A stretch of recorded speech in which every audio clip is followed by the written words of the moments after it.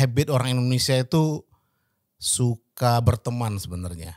Ingat nggak zaman-zaman SD dulu kan kita kalau diajarin di sekolah Indonesia adalah negara yang ramah tamah, gitu kan. Kenapa yang wawancara soal COVID itu selebriti aja sih? Makanya video menjadi powerful content kan ya. Podcast Literasi Digital. Podcast Literasi Digital. Podcast Literasi Digital. Hai, apa kabar? Selamat datang lagi di Podcast Literasi Digital. Kali ini bersama saya, Farid Mardianto. Dan di episode kali ini, kita akan ngobrolin tentang media sosial, mulai dari sejarahnya sampai juga perkembangannya di Indonesia. Menurut data terbaru nih, bahkan ya 60%, lebih dari 60% dari penduduk Indonesia itu sudah mempunyai media sosial. Jadi ini suatu hal yang sangat common gitu, satu hal yang sangat biasa banget ya.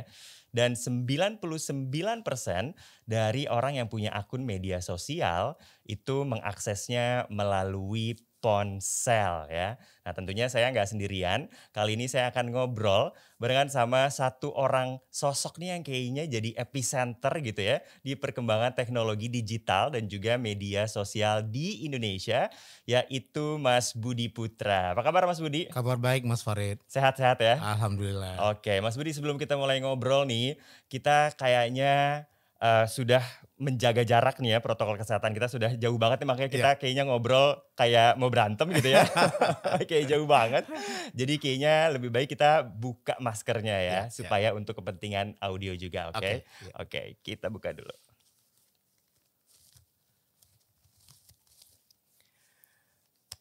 Oke, ini kayaknya Mas Budi adalah orang yang tepat sekali ini untuk kita ngobrol tanya-tanya gitu ya tentang media sosial di Indonesia. Karena Mas Budi ini mulai dari jurnalis gitu kan, terus juga akhirnya memutuskan untuk jadi full time blogger.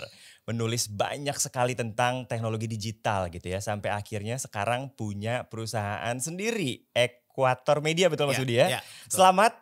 Sebelum kita ngobrol lebih jauh, selamat untuk perusahaan sendirinya. Ini katanya udah lama sebenarnya pengen punya PT sendiri ya. Boleh ceritain gak tuh Mas, gimana mulainya sampai akhirnya sekarang bikin perusahaan sendiri? Ya jadi memang ide untuk bikin perusahaan sendiri ya, khususnya dalam bentuk digital agency, itu sudah lama sih, udah lebih 3 tahun lah. Tapi setiap kali ada ide mau bikin perusahaan sendiri, selalu ada tawaran kerjaan di mana gitu, yang sangat menggoda lah. Tapi karena memang tawaran itu relevan dengan apa yang mau saya jalankan di perusahaan sendiri ini, dihitung-hitung memperdalam pengetahuan dulu lah, keterampilan dan lain sebagainya, menambah jaringan. Nah akhirnya memang saya putuskan untuk mendirikan Equator Media, yang fokus di influencer marketing ya. Jadi sekarang kan rame banget nih KOL, influencer dan lain sebagainya. Nah Mas Budi, waktu itu kan Mas Budi jadi jurnalis, terus kemudian akhirnya memutuskan untuk full time ngeblog. Pada saat blogging belum happening waktu itu. Dan aku pernah nonton salah satu wawancara, kata Mas Budi itu adalah salah satu keputusan yang paling membanggakan yang Mas Budi pernah lakukan. Apakah Mas Budi kayak udah punya prediksi kalau ngeblog nih akan jadi suatu hal yang happening, atau apa gimana tuh? Prosesnya seperti apa? Jadi itu sebenarnya keputusan gila sih sebenarnya. Saat itu saya lagi kerja sebagai wartawan Tempo ya. Nggak ada masalah, karir sedang bagus-bagusnya. Tapi saya melihat sekitar tahun awal 2000-an itu ya. Saya lihat perkembangan di luar gitu loh Mas Farid ya. Jadi blogging tuh sudah mulai muncul. Beberapa teman-teman jurnalis saya yang kenalan saya di Amerika atau di Eropa, kok mulai bikin blog sendiri gitu. Nulis tentang gadget dan lain sebagainya, review dan lain sebagainya. Waduh, terus saya lihat di Indonesia kok belum ada gitu. Ada beberapa teman-teman yang sudah masuk ya, udah pasti. Dan yang di bidang teknologi juga masih sedikit. Terus saya coba mulai menulis di blog saya budiputra.com. Saya putusin dalam bahasa Inggris waktu itu karena kan target saya audiennya di luar gitu. Yang ingin tahu tentang perkembangan teknologi di Indonesia. Pas saya udah nulis beberapa kali, terus ada tawaran nulis gadget review di Slashphone namanya di US. Jadi salah satu blog teknologi terkenal. dia punya /phone/gear, Android community dan lain sebagainya. Nah saya nulis review di situ, nulis artikel macam-macam. Nah itu seru banget ya, dan apa ya, honorariumnya juga gede banget ya. Oke. Udah dibayar dalam bentuk dolar dan lain sebagainya. Widih, oke. Nah karena saya merasa kerjaan sudah mulai mengganggu kegiatan saya ngeblog. Oke, jadi ini kerjaan yang ganggu nih ya. Iya, makanya saya berhenti gitu. Dan memutuskan menjadi full time blogger saat itu gitu. Jadi memang agak rame sih ya. Tapi perlu diingat saya bukan blogger pertama ya. Tapi mungkin salah satu dari full time blogger gitu. Yang mulai, yang nekat untuk memasuki area itu. Menyambung pertanyaan Mas Farid tadi, memang saya sudah mulai melihat sih ya. Cepat atau lambat blogging ini akan growing ya. Karena pada akhirnya dengan adanya internet, orang akan bisa menjadi media itu sendiri gitu loh. Ya UGC ya, user generated content. Tapi belum kelihatan mau kayak apa. Tapi saya yakin ini suatu yang layak dicoba. Akhirnya saya putuskan untuk menjadi full time blogger saat itu. Gitu. Oke, berarti pesannya adalah jangan sampai pekerjaan mengganggu Kegiatan atau hobi ya. Hobi, betul ya. Ya.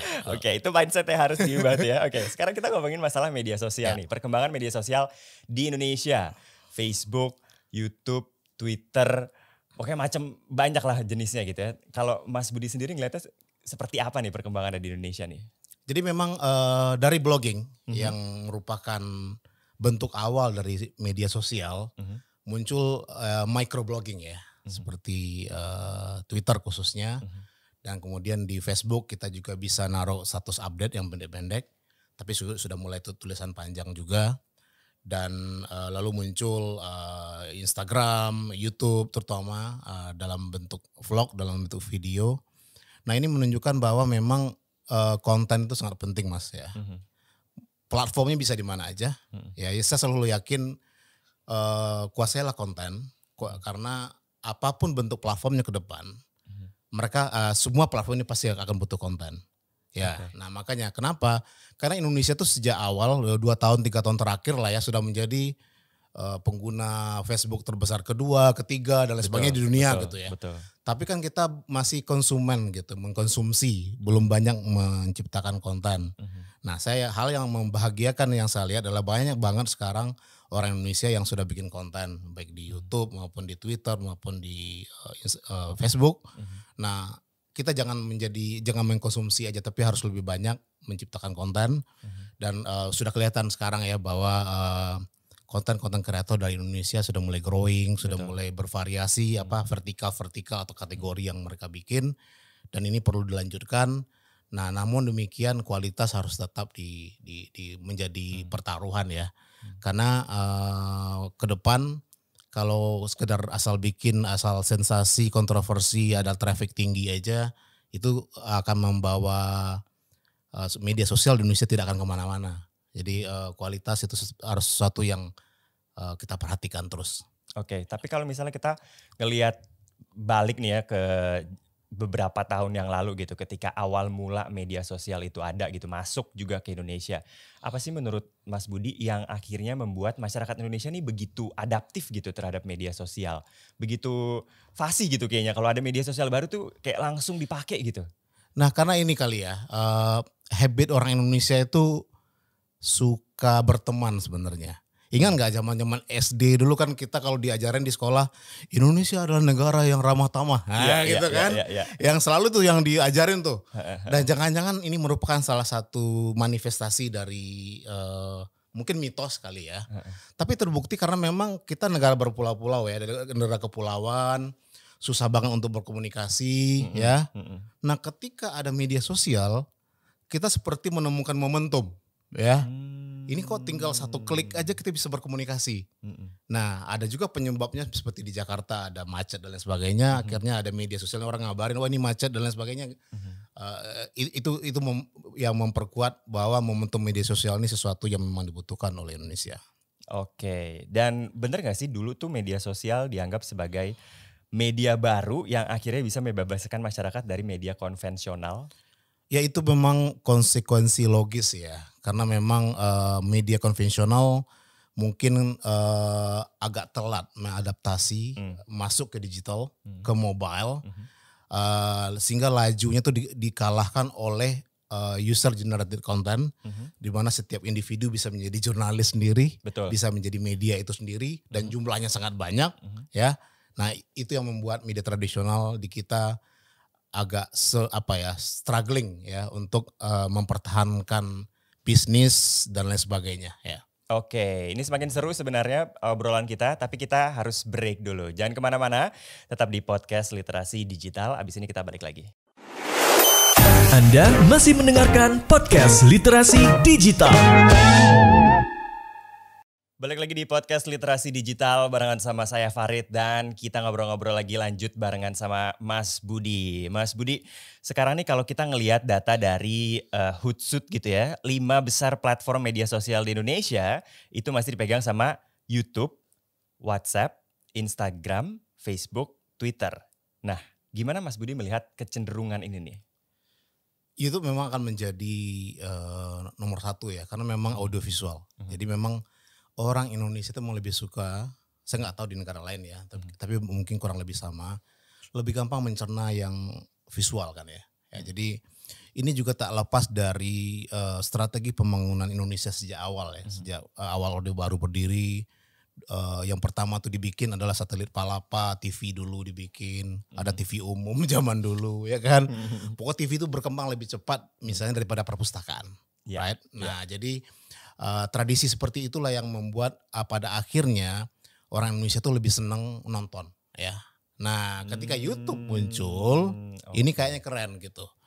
Saya punya pengalaman begini, saya udah sering banget nulis soal tips menggunakan Instagram macam-macam tuh udah susah, udah sering banget. Tapi waktu diceritain di YouTube, banyak yang komen loh ini bagus, ini baru gitu. Iya, jadi sebenarnya malas baca aja, itu bahan itu udah ada udah gitu banyak banget kalau di search di Google banyak banget ya. Nah, tapi ketika kita ceritain di YouTube dengan audiens yang milenial, generasi Y dan lain sebagainya, kok bener juga ya, ini kok pengetahuannya bagus gitu. Jadi itu yang bikin kenapa sosial media kita itu lebih dikuasai oleh platform yang berbasis audiovisual. Dan memang dari konten strategi juga Mas sebenarnya, di siapapun entah media atau perusahaan atau brand atau individu, kalau benar-benar ingin main di digital, core-nya tuh harus di YouTube sebenarnya. Storytelling itu kan core-nya kan di YouTube. Baru nanti di-amplify di platform yang lain, Instagram, Twitter, TikTok juga sekarang harus dipertimbangkan, Facebook gitu. Karena itu lebih utuh kalau di YouTube ya, baru formatnya yang berbeda-beda gitu. Jadi jangan dibalik ya. Nah jadi kalau benar-benar ingin main di storytelling, ingin bermain di branding, entah perusahaan, entah brand, entah lembaga atau individu, startlah di YouTube ya. Karena memang statistik tadi sudah membuktikan kan bahwa ini lebih efisien dan efektif, lebih cepat reach-nya kan. Nah kenapa tidak itu juga dimanfaatkan dalam membentuk atau menjalankan strategi digital, terutama bagaimana storytelling itu menurut sangat penting sekarang Mas ya. Karena kan brand aja udah punya newsroom sekarang gitu loh. Ya kan? Lihat di website McDonald atau Starbucks, itu salah satu sub fiturnya adalah newsroom. Bayangin. Mereka tuh udah serius banget main di storytelling ya. Nah akan aneh banget kalau perusahaan-perusahaan yang harusnya menjadikan storytelling atau news sebagai core-nya malah telat menempuh jalan itu gitu. Kalau untuk personal branding sendiri, apakah berarti juga harus mulai dari YouTube juga? Harus. Ya harus, karena di situ akan lengkap ya. Karena gini, ketika orang punya banyak waktu, orang akan mengkonsumsi YouTube, ya kan? Kan pastilah orang istirahat malam, apalagi sekarang work from home, pandemi. Betul. YouTube itu menemukan momentumnya banget sebenarnya di era saat pandemi. YouTube tuh nggak turun-turun gitu trafficnya, malah naik ya. Nah orang punya banyak waktu, akhirnya orang weekend atau habis malam, habis pulang kerja orang kan nonton YouTube ya. Nah jadi itu tidak hanya perusahaan atau lembaga, individual pun kalau mau serius bikin branding, personal branding, startlah di YouTube. Coba di YouTube bisa menjadi start dengan long form konten kan ya, video, storytelling, entah wawancara atau profile atau commentary atau coverage liputan tertentu. Jadi saya punya keyakinan dan itu juga saya lihat pelajari dari berbagai kasus. Start lah storytelling atau personal branding itu di YouTube. Baiklah, itu dia life hack ya kalau mau personal branding, berarti investasinya ke alat-alat yang kira-kira buat bikin produce konten di YouTube ya. Persis. Mas Budi sendiri kalau nggak salah YouTube-nya tuh udah 14 tahun ya. Iya. Gokil loh. 14 tahun walaupun baru Iya. Relaunching ya. Relaunching lagi ya. Baru relaunching lagi karena aku baru tonton lagi tuh kayak video-videonya gitu ya. Nah, 14 tahun yang lalu apakah Mas Budi juga udah sama seperti waktu melihat blog zaman dulu kayak ini pasti akan happening nih. 14 tahun yang lalu seperti itu nggak feelingnya? Ya, jadi waktu itu kan YouTube memang masih sangat awal ya. Dalam arti kan saat itu kan saya udah mulai bikin review tentang gadget, mobile phone dan lain sebagainya. Dan sering diundang ke berbagai teknologi expo lah. Kayak Nokia ngundang, Samsung, Motorola ke Eropa dan lain sebagainya, ke Jepang gitu. Nah kan saat itu saya punya banyak bahan tuh. Saya syuting tuh pakai HP. HP mobile phone baru gitu. Ini kan sayang kalau saya nikmati sendiri gitu. Mau taruh di blog pun paling 1-2 aja. Nah, YouTube belum apa-apa sih, belum rame kayak sekarang. Udah saya upload aja tuh. Yang saya lihat unboxing zaman dulu itu ke YouTube gitu. Saya yakin ini suatu saat ini akan take off. Tetapi memang waktu itu keterbatasan kita di infrastruktur kan ya. Itu ngupload YouTube setengah mati ya. Masih satu episode berapa lama tuh nguploadnya? Jadi nggak bisa, misalnya saya lagi ikut Nokia World misalnya di Barcelona gitu ya. Udah syuting pakai HP. Nah itu baru bisa diupload kalau saya balik ke hotel. Oke. Ya kan di mobile phone nggak bisa. Oke.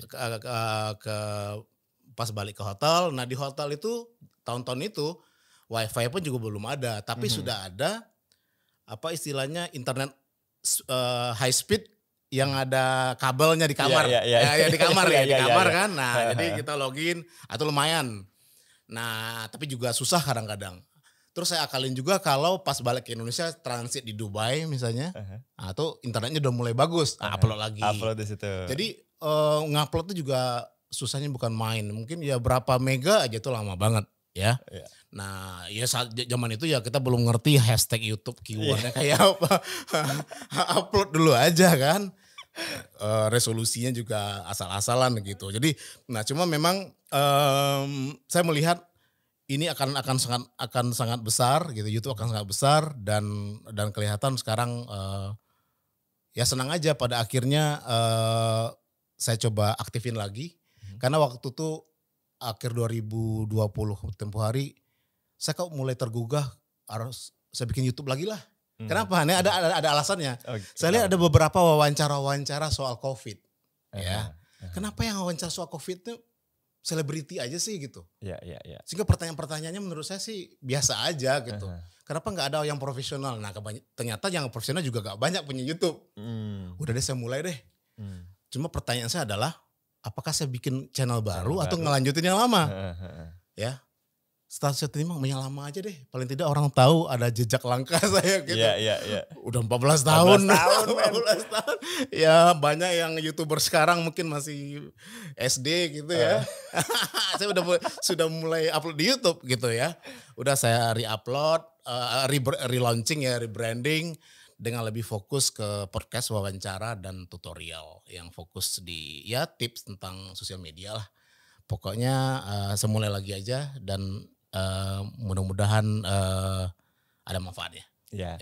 Oke, nah tapi kalau misalnya kita ngelihat tren YouTube nih di Indonesia gitu ya. Ini kan konten tuh sebenarnya banyak banget ya. Dari segala macam jenis dunia lah. Tapi kalau Mas Budi sendiri ngelihatnya, yang sekarang orang Indonesia tuh lagi tertarik sekali itu konten yang seperti apa di YouTube? Yang mau ditonton gitu? Tetap entertainment nomor 1 sih menurut saya. Iya, orang Indonesia tuh suka entertainment yang sifatnya gosip ya. Gosip ya musik sendiri ya, musik-musik cover ya. Jadi musik dalam artian memang nyanyi gitu. Terus gosip tadi sudah saya bilang. Terus prank ya. Oh Itu iya. ya itu prank itu Makanya kayak gampang viral kali iya, ya. Makanya viral ya. prank-prank itu Karena ya. orang seneng banget ya, seneng banget. Mhm. Nah, makanya saya lihat beberapa YouTuber yang growing YouTube-nya karena dia membahas gosip gitu, bikin gosip. Nah, gosip Indonesia atau mungkin gosip K-pop dan lain sebagainya. Jadi entertainment tetap menjadi salah satu top konten lah di Indonesia. Yang kedua lebih ke bisnis ya, bisnis. 10 cara jadi pengusaha kaya. Gitu. Pokoknya yang bagaimana cara bikin start dengan bikin bisnis dan lain sebagainya gitu. Jangan lupa tuh berarti kasih judulnya nomor 7 akan membuat Anda terkejut gitu ya. Iya, tercengang gitu. Nah, terus lifestyle juga Mas Iya, ya, karena mukbang, kuliner ya, growing banget dan kita melihat memang kategori-kategori atau vertikal seperti itu sangat cepat berkembang dan bagus. Yang menarik adalah tiba-tiba istilah podcast juga rame kan. Iya, betul. Iya. Betul. Padahal kan sebelumnya yang kita tahu kan podcast itu audio Iya. platformnya seperti di Spotify dan lain sebagainya. Tapi dengan munculnya beberapa YouTuber besar yang wawancara terus dia bilang podcast, ya menurut saya sih bagus-bagus saja tiba-tiba anak-anak muda sekarang mulai familiar dengan istilah podcast. Iya, betul. Nah, kita akan ngobrolin lagi tentang konten-konten di platform lainnya. Tapi jangan kemana-mana, tetap di podcast Literasi Digital. Anda masih mendengarkan podcast Literasi Digital. Podcast Literasi Digital balik lagi barengan sama saya Farid dan juga Mas Budi Putra. Kita masih ngomongin tentang media sosial. Kalau tadi kita udah ngobrol tentang konten YouTube. Nah, sekarang kita beralih ke Instagram. Ini mungkin juga yang masih sangat populer ya. Yang awalnya itu adalah bagi foto gitu ya. Terus sekarang tuh udah jadi online shop, UMKM, bisnis, bahkan video. Kalau Mas Budi sendiri ngelihat kontennya Instagram nih apa nih yang happening nih? Saya kira Instagram sangat strategis ya karena memang jenis atau nature dari aplikasinya beda sama YouTube ya. Instagram kan pada dasarnya dibikin untuk bagaimana kita berkomunikasi secara visual. Kalau YouTube kan bagaimana kita membroadcast kreativitas kita gitu kan lebih panjang. Oke. Nah, kalau Instagram berkomunikasi secara visual bisa lebih pendek, lebih concise, lebih cepat sehingga Instagram menurut saya sangat bagus memang dimanfaatkan untuk kepentingan yang lebih luas seperti bisnis ya, seperti marketing dan lain sebagainya. Nah, kalau di Instagram sebenarnya yang paling krusial itu bagaimana kita bisa berjualan atau bikin all shop dengan jauh lebih simpel ya. Dulu kan kebayang kan kalau kita mau bikin situs, bikin e-commerce kalau macam, karena crowdnya nggak ada kan susah buat jualan. Betul. Ya. Terus sekarang juga bisa kan lewat Bukalapak, Tokopedia dan lain sebagainya. Itu juga sesuatu yang memudahkan orang untuk berbisnis. Cuma audiensnya kan beda. Jadi kalau Instagram ada yang start dengan all shop-nya, kenapa terasa lebih menarik berjualan di Instagram? Karena audiensnya, konsumennya, teman-temannya sendiri, jaringannya sendiri. Beda kan? Pelapak atau seller di Shopee atau di Bukalapak atau di Tokopedia, konsumennya tuh umum, general, nggak jelas, dia nggak kenal juga sebenarnya, ya kan? Jadi dia jualan tuh harus ngasih tahu dari A sampai Z, dijelasin, ada testimoni, ada skor, ada rating dan lain sebagainya. Di all shop nggak penting yang berbasis Instagram, karena mereka start karena audiensnya teman-temannya sendiri atau yang sudah saling follow, like dan lain sebagainya. Jadi personal branding walaupun di komunitas, di audiens atau di circle yang tidak terlalu besar, itu yang membuat all shop berbasis Instagram itu growing karena sudah saling percaya, Mas. Bayangin kan mereka umumnya cash on delivery atau transfer, agak riskan sebenarnya di sisi bisnis ya. Tapi karena udah saling kenal atau paling tidak sudah menjadi mutual lah istilahnya kan. Betul. Ya, Ada trust gitu ya. ada trust ya. Karena memang orang di Instagram itu kan terbagi berdasarkan vertikal atau kategori. Bidang-bidangnya itu sudah ada. Orang yang suka memfollow yang punya Instagram yang fokus tentang baju atau apa, atau tentang musik atau tentang tanaman. Biasanya kan itu memang berasal dari audiens yang memang menyukai bidang yang sama ya. Iya. Misalnya istri saya dia memfollow akun-akun orang jualan bunga dan pot gitu misalnya kan. Iya, mereka saling kenal kan. Nanti, mau beli gitu. Jadi udah terbagi-bagi gitu. Nah, itu yang karena di era sosial media ya semakin hyper lokal ya, semakin kecil circle-nya, itu biasanya kan komunikasinya semakin kuat, saling percaya dia juga semakin kuat, dan jualannya juga semakin gampang. Walaupun volumenya nggak terlalu banyak ya. Tapi itu sebuah cara untuk memulai bagaimana Instagram bisa dijadikan platform yang sangat menarik atau strategis dalam berjualan atau berbisnis. Oke, nah pertanyaannya adalah menyambung tadi jawabannya dari Mas Budi. Kalau misalnya saya berbisnis di Instagram, perlukah saya juga mempromosikannya di YouTube? Karena ini kan berarti audiens yang berbeda dong, ya kan? Ya jadi pada akhirnya kan kalau kita mulai di Instagram kan kita ingin scale up ya. Kita ingin bisnis kita tuh berkembang. Ya menurut saya perlu banget untuk dikembangkan lagi, dibikinin video yang lebih panjang, taruh di YouTube ya. Nanti link YouTube taruh di profil bio-nya Instagram gitu. Jadi mulai yang penting bikin dulu success story di satu komunitas yang masih circle-nya kecil. Udah berhasil, udah bagus. Artinya yang jualan udah mulai ngerti, udah ada responnya cepat, bisa dipercaya. Nah, kenapa tidak mulai mengembangkan sayap ke platform lain seperti YouTube. Sebab yang harus kita ingat, mau berbisnis di digital itu sebenarnya kan extension dari real life aja sebenarnya. Iya.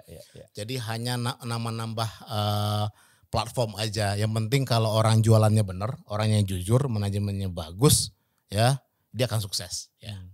Oke. Nah sekarang kita ngomongin Facebook dan juga Twitter. Ya. Banyak, nggak mungkin beberapa orang ya yang menganggap udah nggak pakai Facebook atau Twitter lagi gitu kan. Facebook, Twitter tuh udah kayak yang pakai orang tua gitu kan.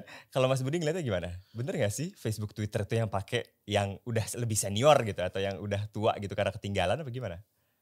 Yang jelas saya belum menemukan ada generasi Y gitu atau milenial yang heboh di Facebook sih. Mereka nggak tertarik di Facebook sebenarnya karena mereka agak susah berekspresi karena ada orang tuanya di situ kan.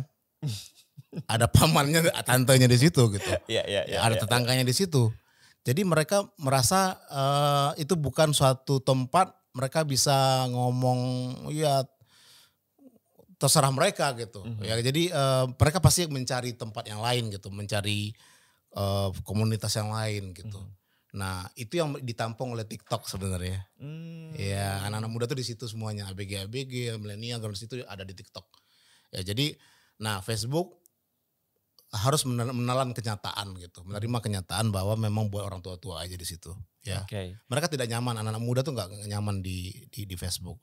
Lalu bagaimana dengan Twitter? Nah, Twitter ini unik sebenarnya. Twitter tuh adalah platform tempat orang-orang yang kritis, orang-orang yang cerdas ya, orang-orang yang tidak berharap traffic lah, bukan itu yang utama, bukan follower, bukan apa gitu. Jadi saya melihat juga beberapa generasi Y ya, Z masuk ke Twitter. Nah, dan mereka biasanya tuh nyari-nyari berita, K-pop dan lain sebagainya. Jadi akan terseleksi sendiri sebetulnya. Kalau usia menurut saya di Twitter masih lebih beragam. Jadi saya masih menaruh harap Twitter akan berkembang dan diterima oleh segala usia gitu, oleh segala segmen. Karena Twitter itu adalah media atau platform yang bisa kita manfaat untuk mendapatkan news secara cepat. Betul. Ya itu nggak ada yang ngalahin sebenarnya. Coba lihat aja Mas Farid, lagi rame tentang apa gitu berita di Twitter. Coba kita masuk ke Facebook, sunyi senyap, nggak ada ngomongin itu. Entah apa yang dia ngomongin di Facebook. Anaknya yang lahir lah, apalah, siapa yang wisuda lah. Padahal di Twitter udah rame ada breaking news apa gitu. Itu udah 2-3 hari kalau di Facebook sunyi senyap. Oke. Berarti potensi untuk berkembangnya masih lebih besar Twitter gitu ya dibandingkan Facebook nih. Kalau kita bicara soal generasi Z atau generasi Y untuk masuk ke platform seperti ini, Twitter masih lebih besar peluangnya daripada di Facebook. Oke, sekarang tadi Mas Budi sempat nyebut TikTok nih ya. Ini yang kayaknya memang lagi naik, bahkan kalau kita ngelihat chartnya tuh kayak belum peaknya nih TikTok nih ya. Apa yang kita bisa harapkan dari TikTok menurut Mas Budi di masa depan nih? Nah, balik lagi ke yang saya omongin tadi bahwa kalau kita ingin personal branding mulai dari YouTube, ya, YouTube kan audio visual.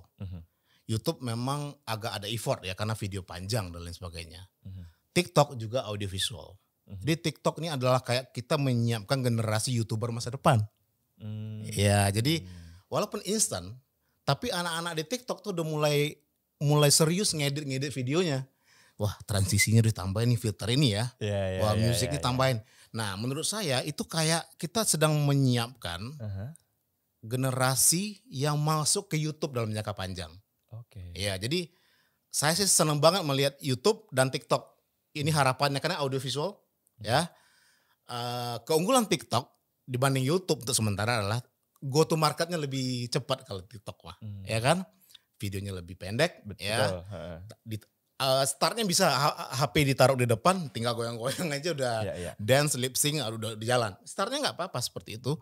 Tapi supaya mereka lebih followernya lebih banyak atau engagementnya lebih tinggi. Nah, anak-anak TikTok sekarang tuh udah mulai ngedit dan mulai vertikalnya itu bervariasi Mas, kategori mulai bervariasi, mulai banyak news.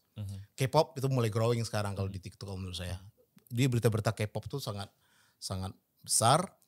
Nah, jadi kalau menurut saya sih TikTok akan menjadi salah satu sosial media penting dalam jangka menengah dan jangka panjang dan merupakan semacam latihan lah ya, semacam magang YouTuber masa depan.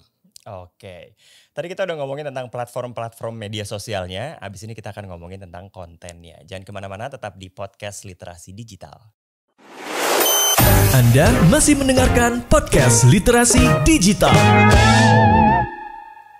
Balik lagi di podcast Literasi Digital barengan sama saya Farid dan juga Mas Budi Putra. Nah, tadi kita udah ngomongin platformnya mulai dari YouTube, Twitter, Facebook, TikTok. Tapi sebenarnya ada yang ketinggalan Mas Budi. Kemarin tuh yang lagi happening juga adalah Clubhouse. Ya, Clubhouse. Nah, menurut Mas Budi ini gimana? Akankah ada masa depan yang cerah nih untuk Clubhouse di Indonesia? Nah, pertama saya harus ngasih disclaimer dulu ya karena saya pengguna Android dan saya belum pernah pakai Clubhouse. Tapi sejauh yang bisa saya ikuti dan saya pelajari, Clubhouse ini ya seperti kalau kita kasih padanan ya, ini album rekaman, ini konser. Nah, versi konser dari album rekaman ini adalah Clubhouse terhadap podcast gitu loh. Jadi podcast, real time podcast lah kalau menurut saya Clubhouse. Nah, cuma memang uniknya ini nggak recorded. Jadi kalau orang udah lewat waktu acaranya itu udah nggak bisa ngikutin lagi lewat, gitu ya. Dan yang karena startnya di iOS ya orang berarti memang yang dia targetkan adalah menengah ke atas yang menggunakan platform ini sistem operasi ini. Walaupun dalam waktu dekat juga akan dirilis Android. Nah, cuma menurut saya ini tetap akan menjadi satu platform yang segmented lah ya. Tidak akan take off sih, ya tidak akan take off karena akhir-akhir ini saya mulai lihat tema-temanya udah mulai receh juga sih, ya mulai receh ya. Atau jangan-jangan nanti momentumnya di tema-tema seperti ini gitu. Walaupun startnya ada yang ngomong soal ide-ide besar, teknologi, betul. Fundraising, startup dan lain sebagainya. Tapi seperti juga Twitter ya. Twitter itu kan banyak circle-circle, banyak community-community yang ngomonginnya yang sangat niche ya. Jadi mungkin Clubhouse pun juga akan seperti itu. Karena saya yakin yang sekarang tampil di Clubhouse CEO atau menteri yang masih tiba-tiba ada waktu gitu untuk Clubhouse nanti juga akan sibuk dan nggak sempat lagi gitu. Iya, iya. Tapi memang Clubhouse ini sebagai sebuah produk sangat menarik ya.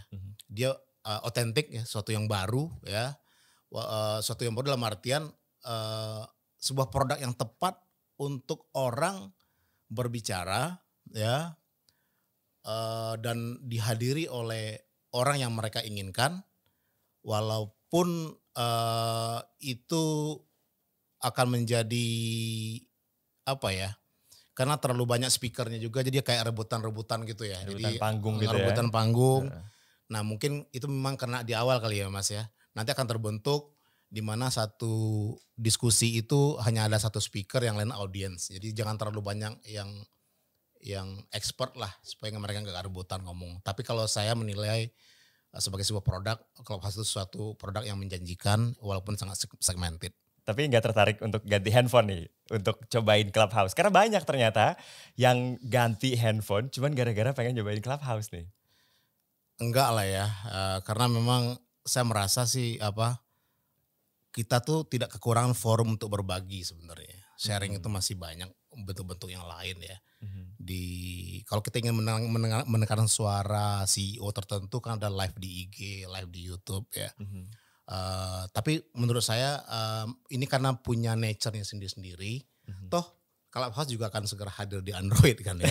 Ya bersabar dikit lah kalau mau nyoba ya. Ya. Yang penting kan kita nyoba. Nah nanti kita lihat ini cocok nggak buat kita, sesuai nggak dengan kebutuhan atau dengan kerjaan atau bidang kita masing-masing. Pada akhirnya kan teknologi itu sesuai dengan apa yang kita butuhin. Ya jadi kalau menurut saya sih, kalau ditanya bagaimana pendapat soal Clubhouse, itu adalah produk yang bagus ya. Pasti ada penggunanya. Nah tapi kita belum bisa meramalkan itu akan jalannya akan seperti apa, bagaimana akan bertahannya seperti berapa lama dan lain sebagainya. Semuanya harus dilihat dulu gitu. Iya betul. Oke, sekarang kita balik lagi ke omongannya Mas Budi tadi yang pertama nih tentang apapun platformnya yang penting adalah kontennya. Ada sebutan bahkan ada yang bilang content is king, semuanya harus konten. Tapi lately juga banyak orang yang mikir kayaknya yang penting jumlah followers, viral. Jadi konten tuh kesekian gitu. Menurut Mas Budi gimana? Kalau saya sih masih yakin bahwa kualitas konten itu nomor satu ya. Jadi tidak asal konten supaya bertahan lama gitu loh Mas. Kalau konten viral itu kan nggak timeless. Ya nanti udah lewat ya orang nggak mungkin ngejar-ngejar itu lagi, nyari-nyari itu lagi. Tapi konten yang berkualitas, yang bagus, yang timeless, yang evergreen ya. Kapanpun orang cari, orang-orang balik lagi, akhirnya ketemu orang bisa menikmatinya. Jadi saya tetap yakin bahwa cuma kita harus bagi-bagi tugas aja sih. Ada yang spesialis ngurusin viral, kontroversi ya. Tapi jangan semuanya itu. Betul. Gitu. Ya jadi saya udah tanya Mas Budi, kalau kita bikin YouTube gimana sih cara menentukan tema atau topik channelnya? Yeah. Saya bilang jadilah diri sendiri aja. Apa topik yang kita kuasai. Jangan hanya karena kita terkesan dengan ada satu channel yang pranknya bagus banget. Terus kita juga bikin prank. Belum tentu berhasil. Pertama kita belum tentu ahli. Yang kedua belum ngerti juga cara bikinnya, storyboardnya seperti apa, eksekusinya seperti apa gitu. Jadi jangan menjadi jangan pengekor lah istilahnya ya. Jadilah diri sendiri dalam artian apa sih bidang yang kita sukai. Kayak Mas Farid bidang travel misalnya. Kalau saya senangnya teknologi dari dulu. Ya makanya channel saya namanya Tukang IT gitu ya. Ya pokoknya jadi diri sendiri, dan yang penting konten itu kita lihat sesuatu yang harusnya jangka panjang bisa dicari orang, nah itu yang bagus. Kalau memang ada yang viral, yang sensasional, menurut saya juga nggak ada salahnya. Toh buat branding juga bagus ketika ada YouTuber yang kontennya viral, orang jadi pengen tahu.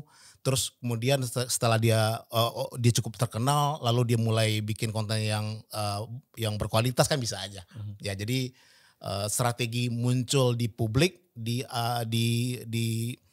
dunia maya itu kan bisa macam-macam. Ada yang memang sensasional, ada yang munculnya karena prestasinya, ada munculnya karena menghina seseorang, ada munculnya karena kriminal, ada macam-macam kan, ya. Iya betul. Yang jadi masalah adalah what next-nya gimana. Ada yang memang udah sangat terkenal, tapi what next-nya nggak ada, akhirnya dia hilang di telan zaman.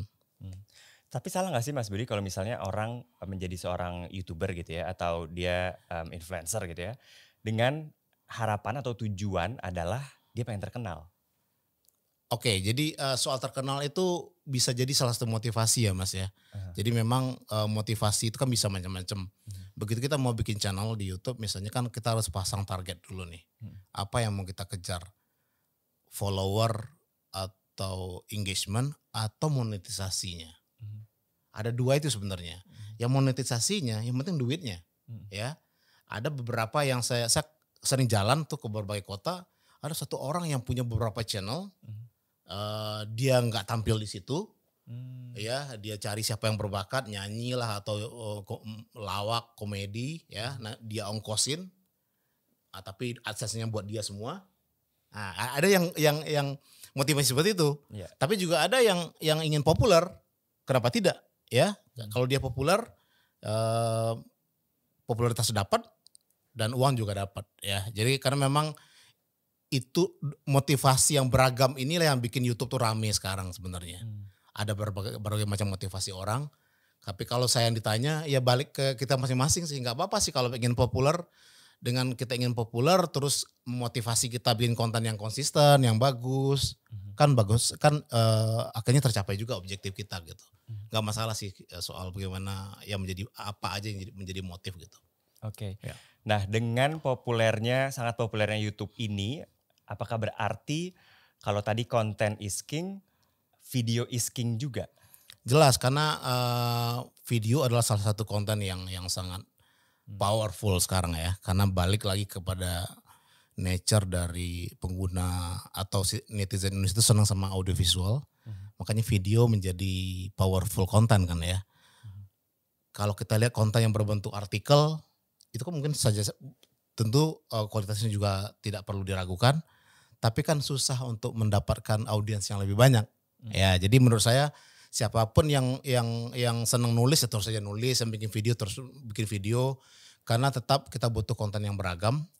Ingat bagaimanapun kita harus memastikan bahwa keberagaman konten baik di sisi jenis maupun dari sisi platform itu akan membuat misi bagaimana konten itu bisa bermanfaat buat masyarakat luas gitu. Oke. Nah kalau tadi kita ngomongin tentang video di YouTube, cuman ada satu yang konten itu basisnya adalah audio. Yang kita juga sempat ngobrolin tadi di belakang ya, yaitu podcast nih. Gitu. Nah kalau podcast sendiri gimana nih Mas Budi ngeliatnya? Podcast itu ya industri yang sangat segmented ya.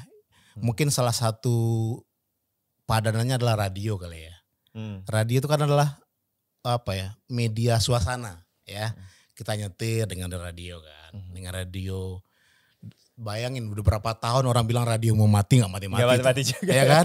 Kenapa? Karena dia melayanin atau mengisi suatu momentum yang orang juga butuh gitu. Kalau kita sendiri kita lagi nyetir atau lagi di rumah atau ngapain, kita juga butuh radio gitu ya. Nah bedanya adalah muncul podcast di mana ini individual, individu menjadi media, lalu tampil di platform yang berbasis audio. Jadi ini podcast ini adalah radio berbasis individu menurut saya. Dan mengingat radio nggak mati-mati, ya podcast pun akan bertahan sangat lama. Iya, karena gini, saya senang podcast karena kita bisa menikmati suatu informasi sambil ngerjain yang lain juga gitu, ya kan? Iya. Kadang-kadang kan kalau saya sih nggak punya waktu juga kadang-kadang nih nonton sekalian, mendengar informasinya dan melihat videonya waktu yang bersamaan karena kebetulan mau ngerjain yang lain. Nah tapi itu bisa diisi oleh podcast, ya. Nah jadi mungkin podcast tidak akan menjadi produk yang take off yang dipakai secara massal, tapi sangat segmented, tapi itu sangat akan bertahan lama. Dan nanti akan muncul variasi-variasinya seperti ada muncul Clubhouse dan lain sebagainya. Jadi platform teknologi berbasis suasana. Istilah saya adalah yang terinspirasi dari radio ini akan lama bertahan dan akan muncul variasi dari penggunaan-penggunaannya di masa yang akan datang. Jadi kalau menurut saya podcast akan selalu dibutuhkan karena akan sangat berbeda banget suasana atau momentum kita menikmatinya dibanding video misalnya. Oke, nah kalau kita ngomongin konten, ini pasti ada satu fenomena gitu ya, yang sering juga terjadi yaitu hoax. Nah, abis ini kita akan ngomongin tentang hoax di konten media ataupun di platform media sosial. Jangan kemana-mana, tetap di podcast Literasi Digital. Anda masih mendengarkan podcast Literasi Digital. Lanjut lagi di podcast Literasi Digital, dan salah satu nih tujuan dari diadakannya podcast Literasi Digital ini adalah untuk mencegah tersebar luaskannya hoax. Tapi kalau menurut Mas Budi sendiri nih ya, kira-kira apa sih hal yang paling penting supaya hoax itu tidak tersebar secara viral gitu, dengan mudahnya orang juga termakan dengan hoax, apa yang harus dilakukan? Nah ini kan balik dari diskusi kita sebelumnya ya, kualitas konten itu sangat penting ya. Karena memang kita tidak mungkin membiarkan konten ini hanya dikerjakan atau digarap oleh orang-orang amatiran yang tidak profesional ya. Karena banyak banget media, individu sebagai media kan redaksi kan gak jelas Mas. Ya kan? Nah itu bedanya dengan portal seperti Detikcom, Kompas, Berita Satu dan lain sebagainya. Redaksi jelas, pamretnya jelas, wartawannya jelas. Nah kalau di YouTube misalnya atau di platform yang lain atau di Instagram juga ada, tiba-tiba kita lihat kan ada aja tuh yang memberitakan sesuatu gitu. Nah ini kan agak jadi masalah kalau kita tidak tahu siapa yang bikin berita. Karena kalau soal berita Mas, informasi itu personifikasinya harus ada. Siapa orang yang kredibel ya. Karena kalau ini kita biarin agak susah. Makanya tadi saya bilang kualitas konten itu sangat penting, akurasinya penting. Nah oke. Karena itu sudah terjadi sekarang, karena tidak mungkin kita mengharapkan semua yang profesional bikin konten, dan tiba-tiba ini memang sudah diambil alih oleh beberapa yang non-profesional, tapi followernya udah gede, subscriber udah gede.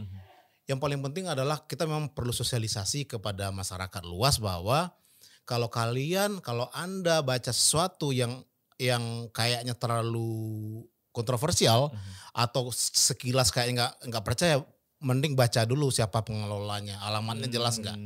Jadi pastiin dulu redaksinya siapa, jelas nggak gitu, dikenal nggak. Kalau menurut saya sih paling gampang adalah kalau baca sesuatu di IG atau di YouTube, coba cek ke kompas.com dulu, Tempo dan Detik, diberitain nggak di situ, ya. Kalau nggak berarti nggak boleh dikatakan itu tidak benar, ya. Kan banyak tuh di IG atau di TikTok juga siapa meninggal gitu. Ya betul. Selebriti, pokoknya ada Johnny Depp aja udah berapa kali meninggalnya tuh, ya kan? Nah gampang kalau lihat ya udah lihat dulu di Tempo. Tempo kan juga ada di IG kan ya, Kompas, Detik, Kumparan, Tirto kan banyak. Coba lihat di 3 atau 4, konfirmasi dulu di situ, lihat baru benar gitu. Jadi kita memang harus terus menerus mensosialisasikan ini Mas, karena memang capacity building masyarakat kita kan tidak sama ya Mas ya. Jadi mereka apalagi sekarang misalnya hoax lewat WhatsApp aja cepet banget dipercaya. Cepet banget karena sekali share langsung blast grup gitu kan ya. Karena tradisi sebagian besar masyarakat kita kan share dulu baru klik, baru baca gitu kan, gawat. Baca dulu dong, kalau itu memang tidak akurat diragukan jangan di-share gitu. Karena memang sangat berbahaya banget sini hoax. Karena masyarakat kita belum punya latar belakang pendidikan yang sama. Sehingga ini memang tugas kita bersama-sama, baik yang bikin konten maupun pihak-pihak lain, pemerintah khususnya atau NGO atau LSM, untuk mensosialisasikan kepada masyarakat bahwa informasi yang akurat, yang benar itu adalah hal yang sangat penting. Kalau ragu silakan cross check dulu ke berbagai media tradisional, media mainstream yang memang sudah punya kode etik, punya standar kerja jurnalistik yang bisa kita pastikan bahwa itu benar. Oke, jadi the least yang bisa kita lakukan ya, hal terkecil sebagai masyarakat gitu ya, itu adalah men-cross check, cek dan recheck dulu sebelum kita membagikan berita tersebut. Iya. Oke, kalau begitu terima kasih Mas Budi sudah hadir di podcast Literasi Digital. Seru sekali, banyak banget isinya, banyak banget juga pelajaran yang bisa kita dapetin dari episode media sosial kali ini. Sebelum saya pamit, saya mau kenalan dulu nih. Soalnya tadi di awal saya sibuk memperkenalkan Mas Budi karena saya sebenarnya agak sedikit starstruck gitu ya ketemu sama Mas Budi gitu ya.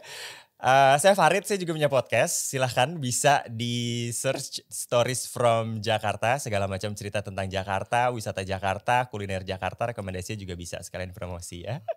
Oh iya, podcast Literasi Digital ini bisa ditonton di channel YouTube ya. Literasi Digital, langsung di search aja. Atau juga di platform podcast mulai dari Spotify, Google Podcast, itu semuanya udah ada beberapa episode yang kita upload di sana, oke? Sekali lagi terima kasih Mas Budi sudah hadir. Kita ketemu lagi di mungkin nggak saya ya karena hostnya akan beda-beda, tapi semoga nanti mungkin episode ke-20, 25, 31 ketemu lagi sama saya ya. Karena memang ini konsepnya adalah dengan host yang berbeda, dengan bintang tamu yang berbeda-beda juga, oke? Sampai jumpa dan terima kasih sudah mendengarkan podcast Literasi Digital. Podcast Literasi Digital. Podcast Literasi Digital.